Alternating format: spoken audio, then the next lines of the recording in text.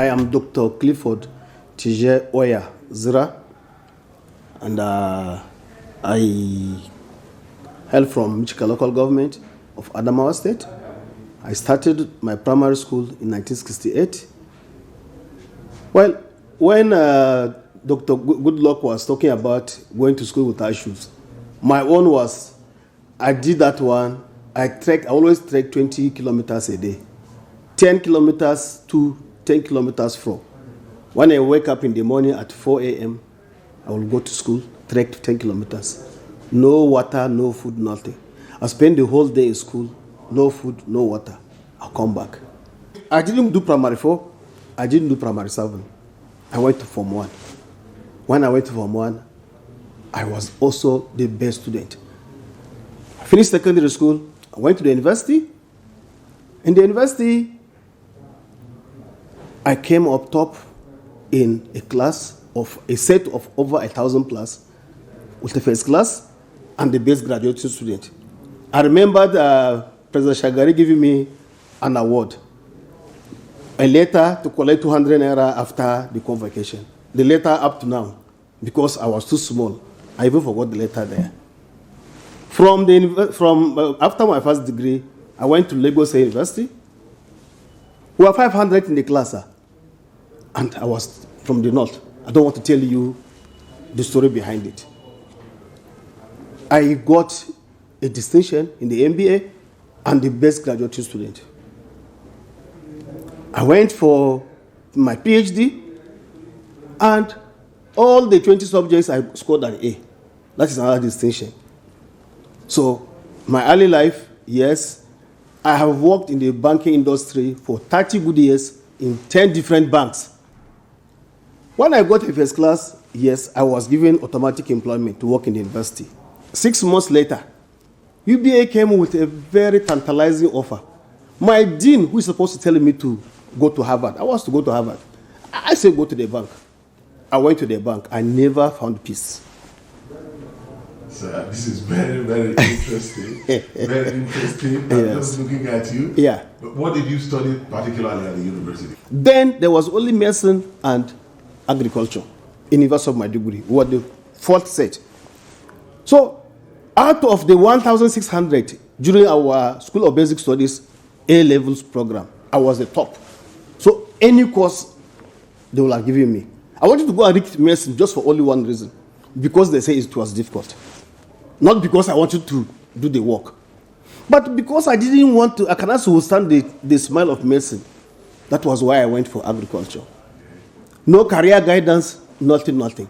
So, but by my background of 30 years of banking, when I came for PhD, I now went and did PhD in business administration. I got married in 84. We didn't get the first issue until after 17 good years. So that's another story for another day. After that 17 years, the firstborn, the secondborn came after 13 years. And the girl spent 24 months in the womb. So when you talk of miracle, you are an embodiment of it. Yes. What idea, what perspective does it give you in life, in terms of your understanding? It prepared me for one thing. Today, as I'm speaking to you, there is no problem that if the whole world is even saying, God, this problem, this thing, to me, it is just a stepping stone. Those 17 years, I've never sat down for one day. I say, God, when will I have my own child? My father, my mother, nobody was able to sit me down and say, come, this and you and this your wife. What is the problem? Do you know why? They have not seen any pain on me. So it has prepared me in life. It has prepared me to prepare for life. It has prepared me even both academics and what have you. So this is just the glory of God. How have you brought that to bear on your job as a commissioner at the NPC? That attitude in life has toughened me. Anything that I do in life, I do with passion. The last but one place I went for my enumeration area demarcation, is Madagal local government area in Adamawa State. The whole stretch is bordering Zambezi forest. These are my 2 lakes. I have visited every 10 ward of the place. We meet face to face with the Boko Haram. It has never deterred me at all.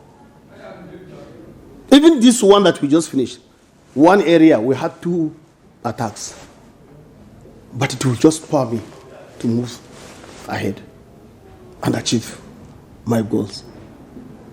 So, if it's supposed to have been a deterrent, but it was what was pushing me forward to accomplish and move forward. Before the 2014 election, my own local government, plus 24 other local government areas in the northeast, we were completely under Boko Haram. My own people, for 8 months, pigs and dogs were the one burying people. They took over the place for 8 whole months. My people had to run to the mountain. And they were on the mountain for 8 months. But when the president took over, we came back after 2 weeks. And to date, everybody is in his house. So, you can spend the whole day talking to me. You can spend the whole year talking to me about insecurity. I can only empathize with you because I have gone through that. But I have seen the worst. I have great hope in this country. So much so that when there was a time I went for a visa interview. They were asking me, how long am I going to stay? I said, 1 week. Only 1 week. I said, even that one is too much. Meanwhile, you can see some people crying because they were denied. They gave me, and I came back in record time. What am I going to do in somebody's own land? I have my own land. I'm happy with this country. And I'm happy with my leadership.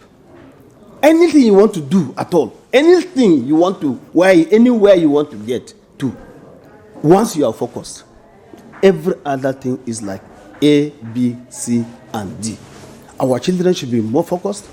As parents, we should be able to put eyes on them to see, even when they are having the apps and what have you, you should be interested to see which ones your children are wasting their time on.